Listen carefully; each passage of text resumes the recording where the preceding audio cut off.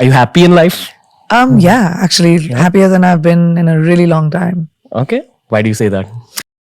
I think I reached a place where I stopped struggling with the things I did when I was younger. Maybe it's maturity, maybe it's being on the other side of 35, I guess. And maybe it is just having my feet on the ground and a little bit more stable ground.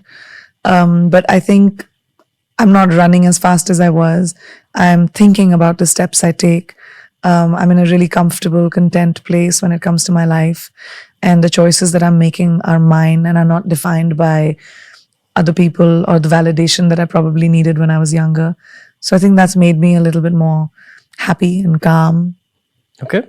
While you say all that, I feel yours is one of the biggest success stories that India has ever seen. Like, very few Indian actors or anyone from the media industry has reached where you've reached in your life. Aren't you like done? Why do you want more? I'll tell you What why. kind of question is that? I meant, see, I have this vision for myself that I'm only going to work till about 35, 40 because then I just want to chill on a beach. I'm asking you from the beach scenario. Sure. Don't you kind of want to go on a beach? Because every time you take up something new, there is a trade-off of mental health in the long term. But you're just going for it. Like, you were going for it even during the last conversation and you're going for it now. So I'm just trying to like explore what's happening and why. I can help you understand it a little bit. Yeah. When I was younger, it was very romanticized that you're going for it and just keep going. And, it's like you have to work 24 hours, do 4 movies in one time, 5 shifts, don't sleep, don't eat. And the more a person does that, the more successful you will be. But as I have seen and lived more life, I've realized having a work-life balance is really important. So when you talk about a beach, I was in Turks and Caicos just recently. My phones were off, me and my husband, just by ourselves. We spent time, we walked on the beach, we collected shells.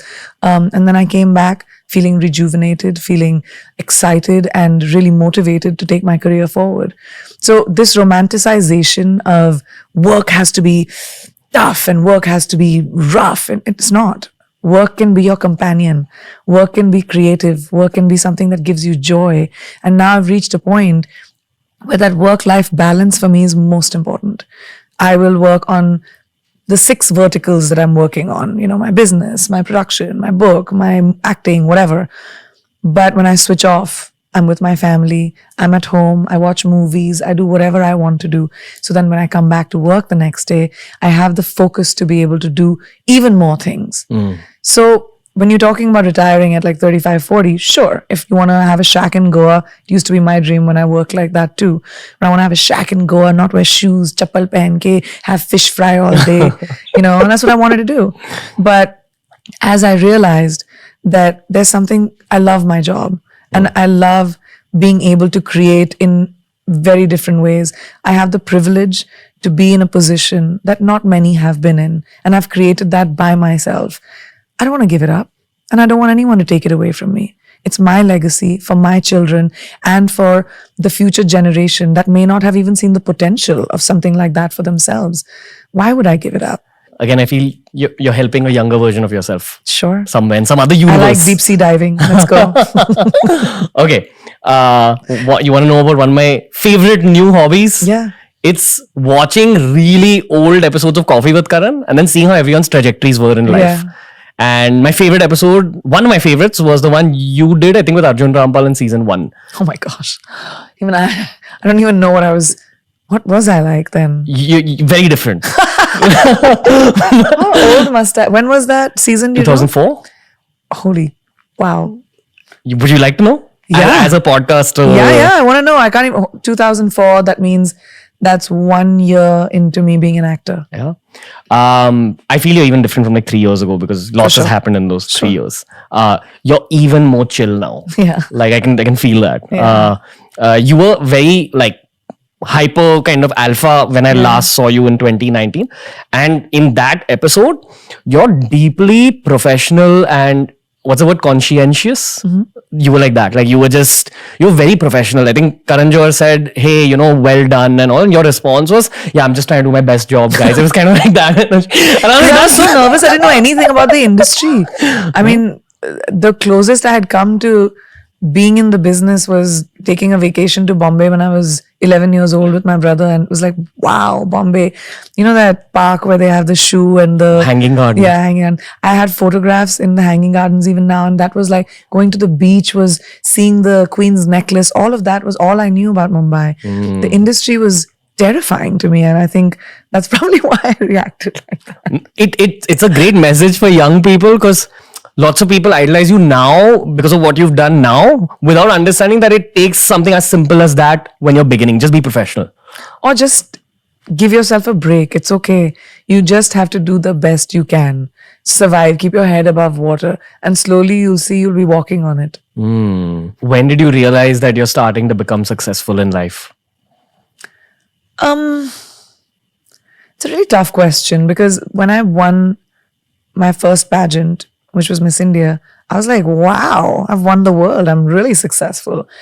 Then I won Miss World, and I was like, ye kaise ho gaya? Did not even, like, I had no computation of, again, 18, 17, had no understanding how it happened.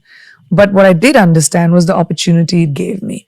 Suddenly people knew me, wanted to know me, gave me new opportunities. There were movies that were coming my way. I didn't know anything about how do you sign a movie? My poor father was a physician. He didn't know even more. And he was like highly protective.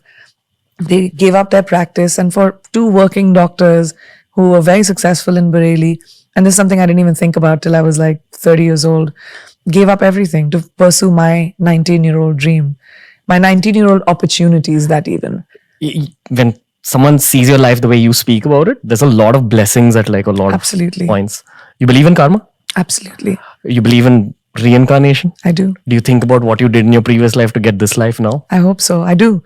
And I always think about it like, if you think, why am I lucky enough to have the life that I do? And some other woman somewhere else with the same opportunity, with the same desires, same ambitions, same, needs, doesn't have any of it. I really think about that a lot.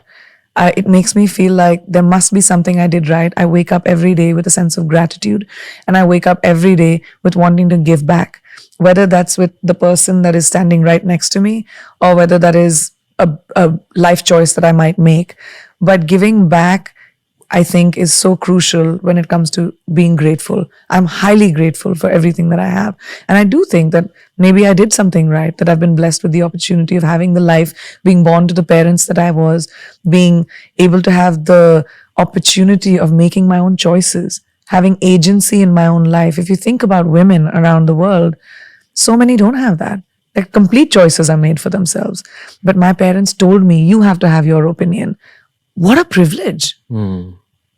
Yeah, that's a part of the blessing, being born Absolutely. to those parents. I mean, that's Yeah. the biggest one probably. Yeah, completely. Wow. Okay, hold on. I gotta take my thoughts and just put them together. I made you speechless. No. Okay. With this whole journey, and this is a question that's been sent in from a lot of people who I spoke to before this chat. I want to tell you that you inspire men, women, everyone. It's not about you just inspiring women, okay? But I think you've shown a lot of women possibility. Like an entire generation needed to be shown possibility, which has happened through people like yourself, who's supposed to be born exactly in your age bracket to set the tone for like 80s born, 90s born, 2000s born. I absolutely agree. I was talking to somebody else about this yesterday, a young actor who was talking to me. And I really did say that my generation of women changed the trajectory of the next generation of Yep. women. My co-actors, female co-actors that fought to be the face on the poster, that fought for agency in the movies that a lot of women didn't get before us, just opened the doors for the generation after us.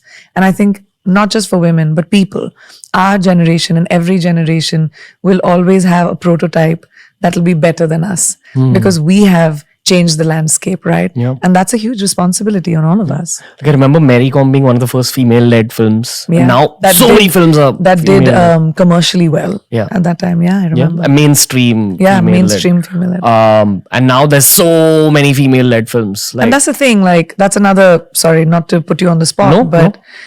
films are films. Yeah. And we still talk about female-led films as female-led films. We don't say that's a male-led film. this person's film, Amir Khan's movie. Oh, we're watching a male-led film today. No, I hear you, but I'm also talking on behalf of the Indian masses. Completely. But that's, as a vocabulary, we need to change that. Female athlete, female politician, female actress. Why? Actress, politician, athlete.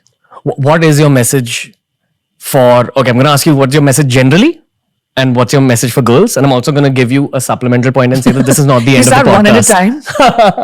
It's not the end of the podcast. PC, there's so much more to unpack.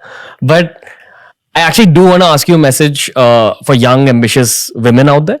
My sister, my girlfriend, my friends, everyone had this exact question for you. That what's the message for the girls who are starting out their careers or who are trying to climb? I think it can be very scary.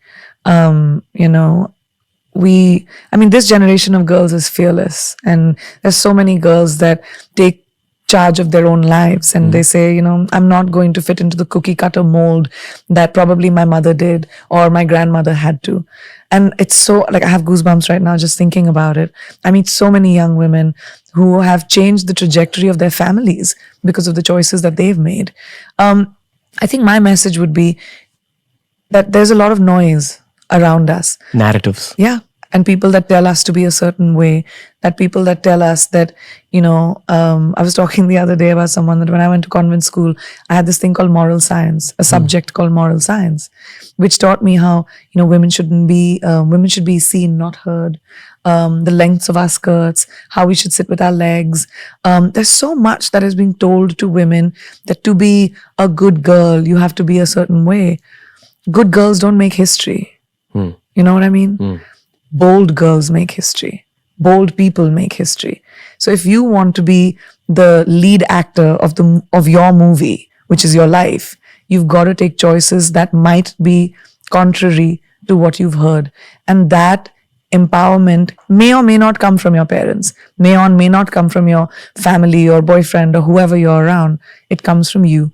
And that no one can do, you know. I, again, was lucky maybe because my parents gave me that. But I try to remind young girls specifically that if you don't have that, if you don't have that encouragement in your home, try to find it in your gut, because no one's going to fix your life but you. Or try to find it from content. And I'm not just speaking on behalf No, of it's true. It is really true. Try to find inspiration from people that inspire you. I have been inspired every day by collaborators that I work with. The reason I take new steps is because I see someone else doing something new and I'm like, wow, yaar, ye kitna acha idea hai. Kaise kiya hai is insaan ne? But I don't just sit with that. I think about meri zindagi mein wo naya idea kya hai? What can I do that'll make me feel how I feel about this person? It's about that feeling. It's about imbibing from the people around you. And it could be someone you admire on television. It could be someone in your class. It could be someone that you work with. But when you see something that you admire about someone, imbibe it. All this is exactly why I love that you're taking up entrepreneurship as your next step, like very actively. You've been an entrepreneur in the past, but here you're going like all out